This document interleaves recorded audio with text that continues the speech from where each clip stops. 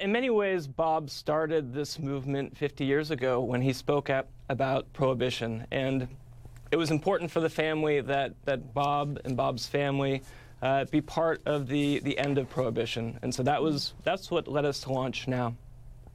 So you do feel like we're getting to that point, because although this is on the legislative agenda in a lot of places, we don't know what the time frame is. Are you making a bet here that we will see legalization start to become more widespread?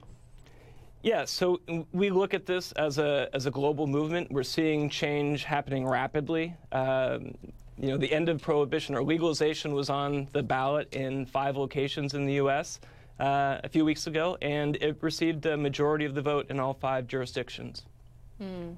Brendan, Privateer is active in this industry, but they've invested, or you've invested in the past, in growing facilities, I understand, you know, website review type things.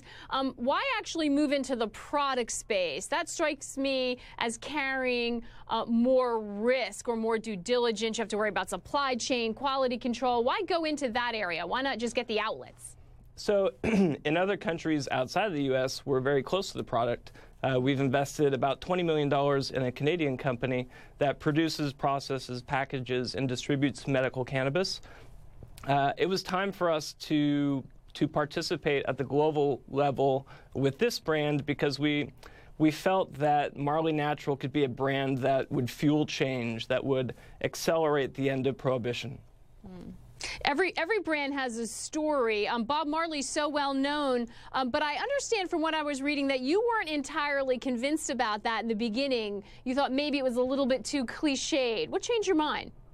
Well, so I was used to a lot of the products that I had seen in the marketplace, and most of them were, you know, unlicensed, bootleg, Bob Marley, cannabis-related products, and I was really disappointed by them. And as I learned a lot about Bob Marley by talking to his family over the last 18 months, I had a greater appreciation for the spiritual connection he had with this plant, and I understood a lot more about how he saw cannabis as a product that fostered his creativity. You also say that, or they're indicating that there will be a social consciousness to this company. What exactly do they mean by that, or what do you mean by that?